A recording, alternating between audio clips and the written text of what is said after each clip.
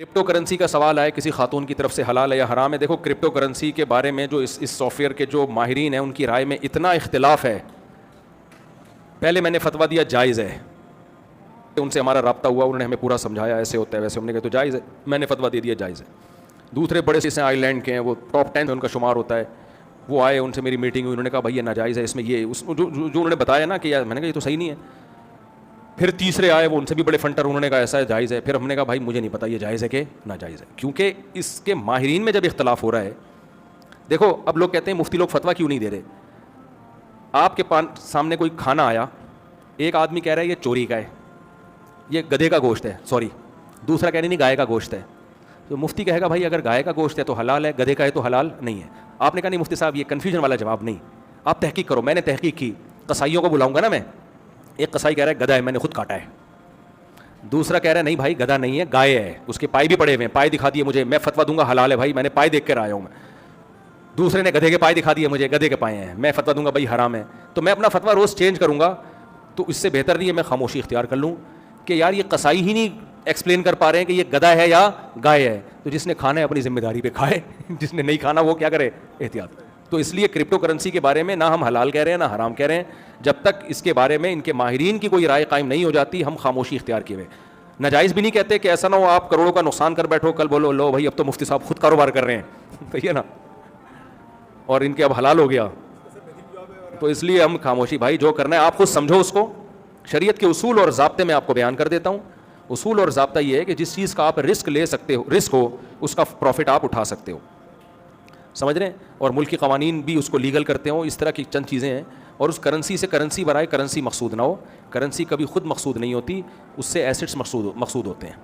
Currency برائے currency نہیں ہونی چاہیے. پھر کرنسی کو جب کرنسی کے بدلے میں بیچا جاتا ہے تو برابر سرابر بیچا جاتا ہے, اگر اسی جنس کی کرنسی ہے. ہاں ڈالر کو روپیے میں بیچ رہے ہیں تو کمی بیشی ہو سکتی ہے, اور شریعت میں یہ کہ دونوں طرف ایٹ اے ٹائم قبضہ ہونا چاہیے جب آپ بیچتے ہیں. تو چند اصول ہم بیان کر سکتے ہیں, باقی یہ میری ابھی تک سمجھ میں آیا نہیں ہے, اور ماہرین کی رائے میں بڑا اختلاف ہے اس میں. تو آپ کریں اپنی ذمہ داری پہ کر لیں. جامعۃ الرشید کا آفیشیلی فتویٰ نہیں ہے, ان کے کسی پرسنل مفتی کا فتویٰ ہے, لیکن اس پہ بھی اویس پراچا صاحب کا ہے, لیکن ان پہ بھی بہت سارے جامعۃ الرشیدی کے علماء کو اشکالات ہیں. مفتی تقی عثمانی صاحب نے اس بارے میں ابھی تک کوئی رائے دی نہیں ہے. مفتی صاحب میرا سوال یہ کہ داڑھی پر کلر کرنا, خضاب لگانا, براؤن لگا سکتے ہیں, بلیک نہیں لگا سکتے. 40 سال کے بعد لائٹ براؤن, کیونکہ آج کل جو ڈارک براؤن ہے وہ بھی بلیک جیسا ہی ہوتا ہے, تو لائٹ براؤن لگا سکتے ہیں 40 سال کے بعد, اور 40 سال سے پہلے بلیک بھی لگا سکتے ہیں. اور خواتین کی ایج اگر 40 سال سے زیادہ ہو جائے تو اگر شوہر کا بہت زیادہ اصرار ہے کہ بھئی بلیک, کیونکہ بعض کی کسی بیماری سے سفید ہو جاتے ہیں, تو خواتین کے لیے اس کی بھی گنجائش ہے. مرد کے لیے گنجائش نہیں ہے بلیک لگانے کی, سوائے جنگ کے موقع پہ دشمن پہ روپ ڈالنے کے لیے. دشمن کو لگے بھئی کوئی جوان ہے, ایسا نہ ہو دشمن کے اتنے بزرگ آ گئے تو دم کر دیں آپ ہمارے اوپر, ٹھیک ہے نا, دشمن پہ روپ کے لیے. نارملی 40 سال کے بعد مرد کے لیے بلیک کلر کی اجازت نہیں ہے, لائٹ براؤن لگا سکتے ہیں. میرا سوال یہ ہے کہ آسٹریلیا میں اسلامک بینکنگ انسٹالمنٹ کم زیادہ ہوتی ہے. یار آسٹریلیا میں جو اسلامک بینکنگ ہے اس پہ بہت سارے اشکالات ہیں. مجھے کسی نے بتایا کہ وہ ڈاؤٹ ہے اس میں, ڈرامے بازی ہے اس میں, بینکنگ ہے نہیں. اب مجھے حقیقت معلوم نہیں ہے, تو جب تک میں پراپر وے میں اس کی تحقیق نہ کر لوں میں آسٹریلیا میں جو بینکنگ چل رہی ہے اس پہ فتویٰ نہیں دے سکتا کچھ.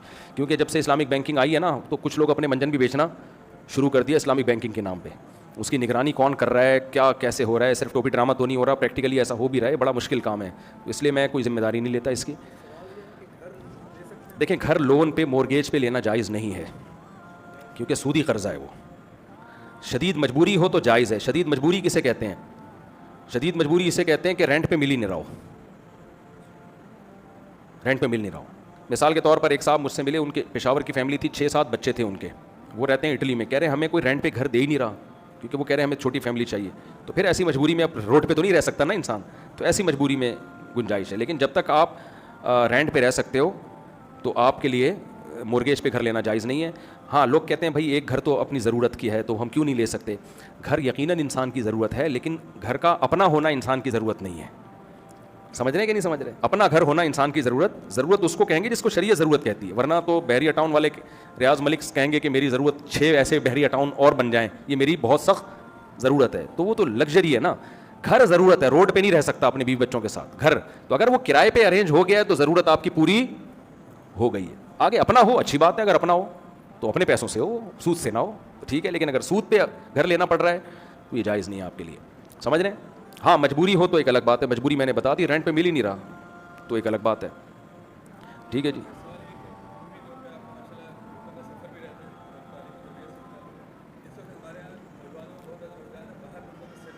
جی باہر ملکوں میں سیٹلمنٹ کو میں تو نہیں پسند کرتا.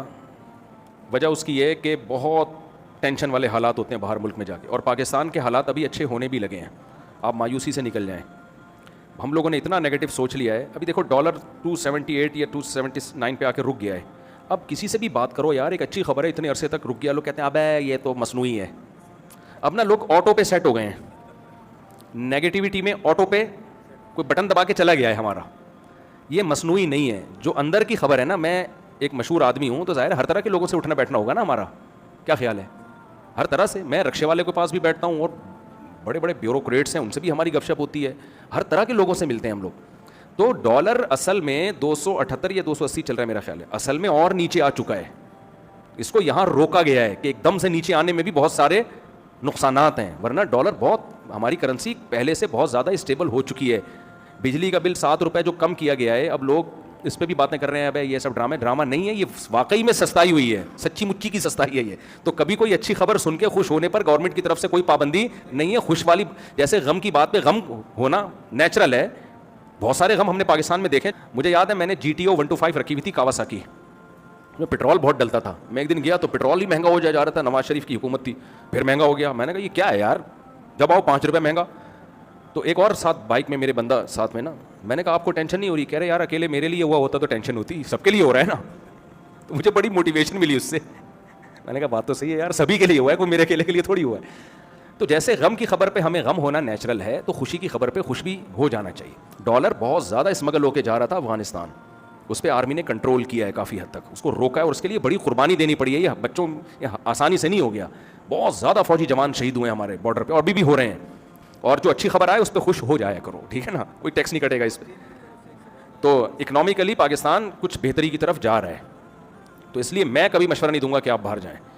یہاں بہت کچھ ہے, لیکن کوئی جا رہا ہے تو بھی جائز ہے, اس پہ بھی ہمیں اعتراض نہیں ہے. کمانے کے لیے اللہ نے پوری دنیا رکھی ہے, لیکن ایک بات ہے کہ سیفٹی کا خیال کریں. پاکستان میں کراچی میں خاص طور پر محفوظ نہیں ہے آپ. جو ڈاکوؤں کا راج ہے اور یہ جو کچھ ہو رہا ہے نا, اس میں اگر آپ سیکیور ہونا سب سے پہلے ضروری ہے. اگر کوئی انسیکیور ہے تو پھر تو نکلے بھائی, وہ باہر جائے وہ, کیونکہ ایسے کیا فائدہ, آپ نے پیسہ کمایا, کوئی ڈاکو لوٹ کے لے گیا.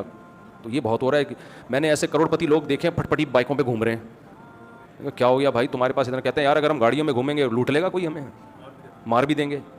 تو کراچی میں یہ امن بہت خراب ہے, تو اس کے خلاف احتجاج کریں, یہ بدامنی کے خلاف حکومت پہ دباؤ ڈالیں. تو یہ ایک بڑی خطرناک چیز ہے. یہاں علماء کونسل کا فلسطین کے مسئلے پر جہاد کا فتویٰ آ گیا.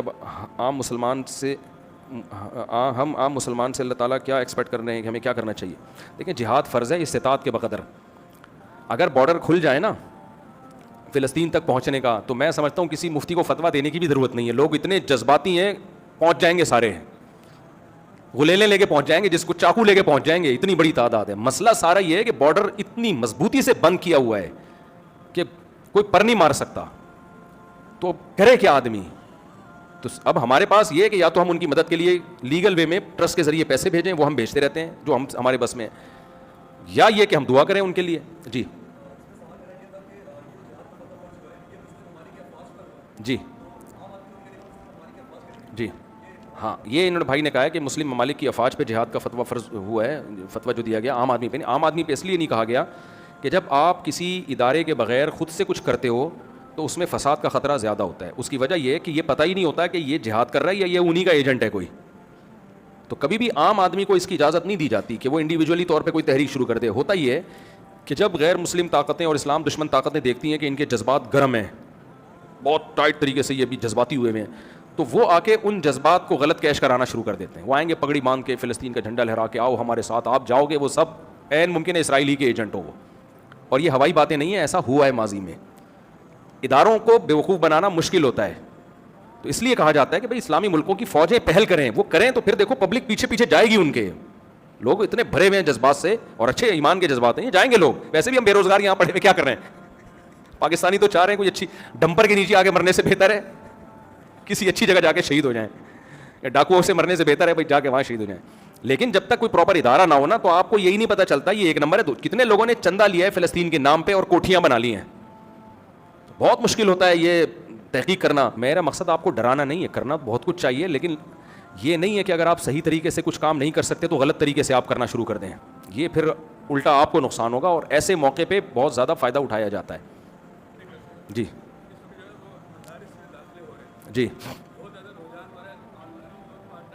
جی آن لائن عالم میں مزیداری بالکل نہیں ہے. یہ ایسے ہی جیسے آن لائن ڈرائیونگ سیکھ رہے ہو آپ بیٹھ کے.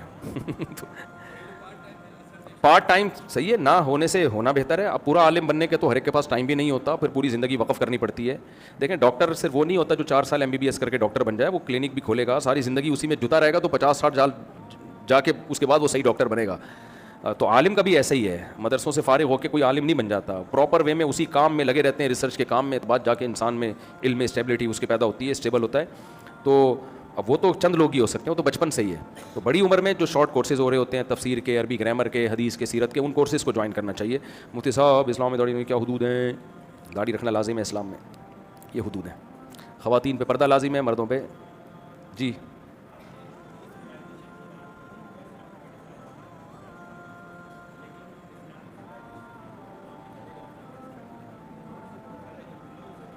جی انسپائر نہیں ہوتے. ہاں جی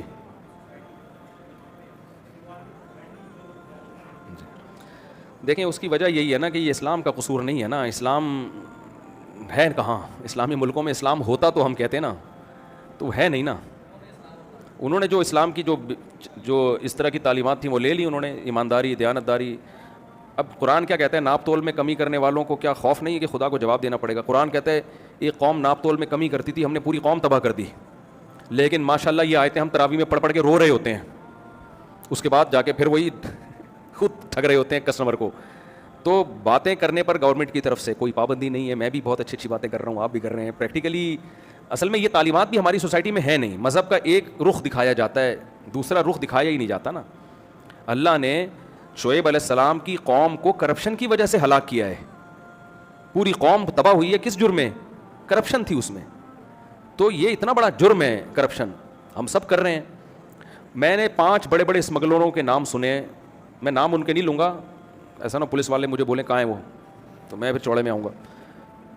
اور بہت بڑے بڑے ڈرگس کے اسمگلر ہیں, چرس اور ہیروئن کے, اور 5 کے نام بتاؤں کیا ہیں؟